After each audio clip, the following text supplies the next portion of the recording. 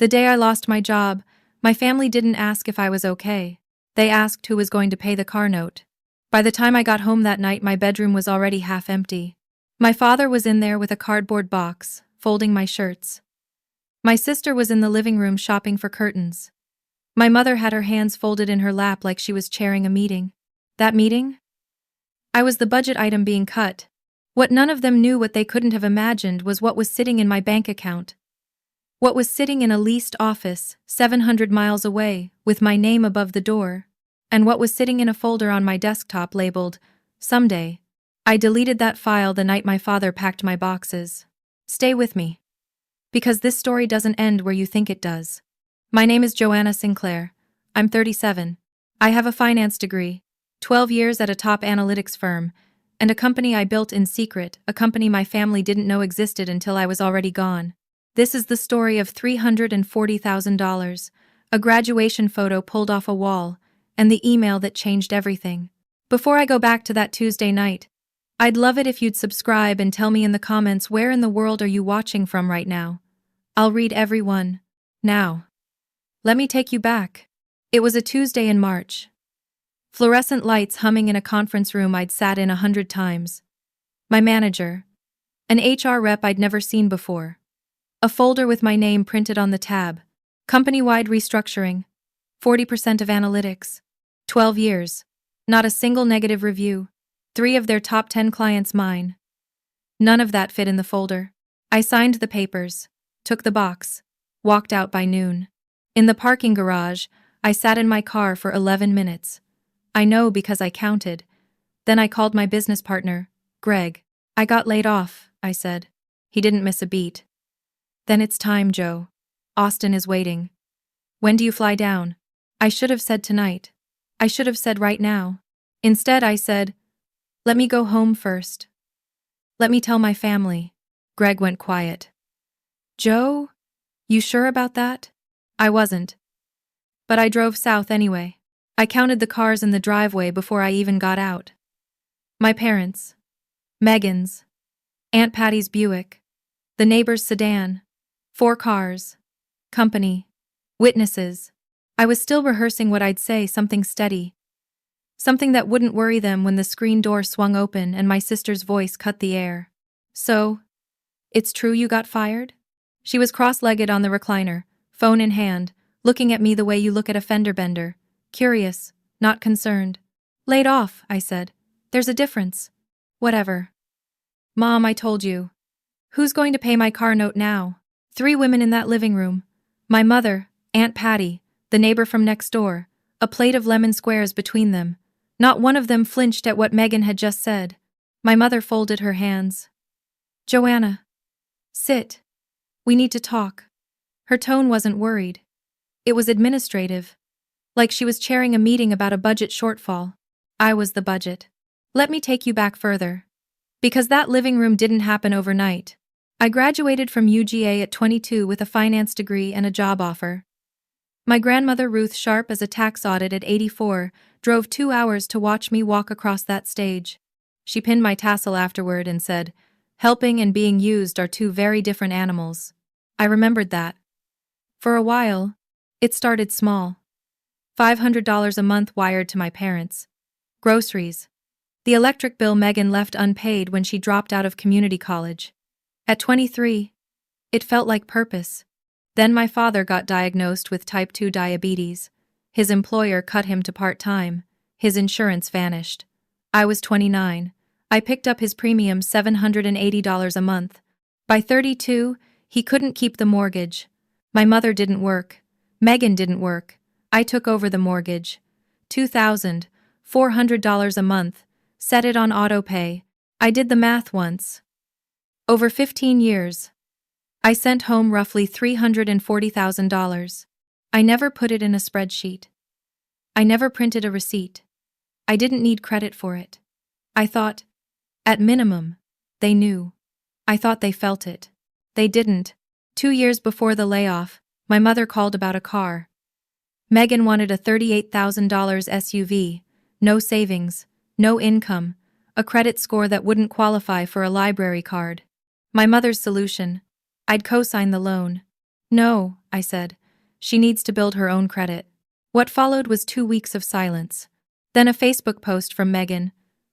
Some people forget where they came from the moment they think they're better than everyone else. Then Aunt Patty calling. Your mother's telling people at church you abandoned your sister. And I felt something I didn't expect. Shame. Not because I'd done anything wrong, but because in my family, no, and betrayal, had always been spelled the same way. I co-signed the loan. And the day I put my name on Megan's car note, I did something else. I called Greg Whitmore and said 4 words. Let's start our own. We filed the paperwork that same week. Sinclair and Whitmore Financial Advisory. My name went first because Greg insisted. You're the engine, Joe. I'm the GPS. I didn't tell my family, not because I was hiding it, but because nobody asked what I did with my evenings. Nobody asked why I was on calls at 10 p.m. Nobody asked me anything that didn't involve a dollar sign. So the company grew in the dark. By the time Ashford let me go, Sinclair and Whitmore was 2 years old, 4 employees. An office on East 6th Street in Austin. A client list built 1 handshake at a time. Year 1 revenue. $180,000. Year 2. $340,000. Real businesses. Family restaurants, auto shops, small construction firms who couldn't afford the big consultancies. People who sent thank you cards when I saved them $12,000 on a tax strategy. I'd kept my day job for the health insurance. But the truth? Sinclair and Whitmore could carry me. The math was clear. I had a plan. In 6 months, once the firm hit its next revenue target, I was going to leave Ashford voluntarily, move to Austin full-time, and before I left Georgia I was going to pay off my parents' mortgage. In full, 1 lump check, a farewell gift they'd never have to repay. I'd even drafted the letter I'd include. It said, "This is for the house. Take care of each other." That letter sat in a folder on my desktop labeled, "Someday." I deleted it the night my father packed my boxes. Back in that living room, my mother folded her hands. She did that when she'd already made a decision and wanted it to look like a discussion. Megan needs a proper room. You're barely home, you work late, you travel. It makes more sense for her to have your room. You want me to move out? I said. I want you to think about your sister. A pause. Then, you had a job. Well, you had a job. Now you'll need to find a new place anyway. It's practical. Megan pulled her legs onto the recliner. When did you decide this? I asked. This morning. This morning. While I was still at my desk at Ashford cleaning out 12 years of work, my mother was rearranging her house to erase me from it. I walked down the hall, opened my bedroom door. Half the bookshelf was empty. The framed photo of my college graduation, the only picture of me on any wall in that house, was gone. The nail hole was still there. Then I heard footsteps. My father. A cardboard box. He popped it open, set it on the bed, started placing my things inside. Folded shirts, my jewelry box from Grandma Ruth, a coffee mug from my first day at Ashford. Dad. He didn't look up. Dad, look at me. His hands stopped. His eyes stayed on the box. Your sister needs this house more than you do, Joanna. You'll be fine. You'll be fine. You're always fine. 4 words. And in them the entire architecture of how my family saw me. Joanna pays the mortgage. She's fine. Joanna covers the insurance. She's fine. Joanna gets laid off and evicted on the same day. She'll be fine. She's always fine. I carried both boxes to my car. Past my mother, still sitting with her hands folded. Past Aunt Patty, who stood halfway up and then sat back down when my mother looked at her. Nobody followed me outside. I drove 11 miles before I pulled into a Chevron station. Engine running, hands on the wheel, and I sat there for 10 minutes. It wasn't the layoff. Losing a job stings, but I had a resume, a Rolodex, and a company with my name on the door. That part I could fix by morning. It was the photo. That bare nail hole in the wall where my graduation picture used to hang. My mother took it down before I even knew I'd been let go. She looked at my face in that frame, decided I was leaving, and pulled the nail. 15 years. $340,000. And they removed me from the walls in an afternoon. I called Greg. The Austin office. Is there room for me? I've had a desk with your name on it for 6 months. I was just waiting. I'm driving to a hotel tonight. I'll book a flight in the morning. After I hung up, I cried. Not loud, not dramatic, just sitting in a gas station parking lot in rural Georgia with 2 cardboard boxes in the back seat and no home behind me. I cried because I realized in 15 years of sending money, not one person in that house thought I was worth keeping. Austin smelled like cedar and fresh rain. On the 4th day, I figured out what I couldn't name. It was absence. The absence of obligation. I still hadn't canceled the auto pays. Mortgage, insurance, car note. $3,830 leaving my account every month, landing in a life that had told me to leave. Greg leaned against the doorframe one morning. "You're still paying them, aren't you?" I didn't answer. "Joe, they packed your boxes." "I know." The truth was, I was still refreshing my phone at midnight, waiting for a notification that said Mom or Dad, and started with, "We're sorry." The notification never came. Day 16, my phone lit up. Megan. A hit of hope or its cheaper cousin, reflex shot through my chest before I could stop it. "Hey," she said, casual. "So, my car insurance is due next week. Can you handle it?" "No, hello." "No, where are you?" "No, are you alive?" "Also," she continued, "Mom says the water heater broke. She needs like $2,000. I let the silence sit. "Megan. Do you know where I am right now?" "I don't know." "Nashville. Wherever. Can you just send it?" "I'm in Austin, Texas. I've been here for 2 weeks. Silence. Then, "Okay, cool. So about the insurance?" I hung up. Opened my laptop. Created a new document. And I did the thing I should have done years ago. I wrote a professional email. The kind I'd write to a client terminating a contract. Clear terms, specific dates, no emotion, no accusations, 30-day notice. Subject line. Financial transition, 30-day notice. Effective May 1st. I will discontinue the following monthly payments. Mortgage on 14 Birch Lane, Carterville $2,400. Health insurance for Ray Sinclair $780. Auto loan for vehicle registered to Megan Sinclair $650. These payments have been maintained at my personal expense for periods ranging from 2 to 8 years. This email serves as formal 30-day notice of discontinuation. For my father's insurance, I will extend coverage for an additional 60 days to allow time for marketplace enrollment. I'm happy to guide you through the process. This is not a punishment. This is a transition. I signed it with my full name. Not Love, not your daughter, just Joanna Sinclair. Greg was still awake. I forwarded it to him. His reply came in 2 minutes. Professional, clean, no weak spots. Send it. I hovered over the button at 11:47 p.m. 15 years of checks and transfers and autopay and silence. 15 years of being the budget line nobody read but everyone depended on. All of it sat behind one click. I pressed send.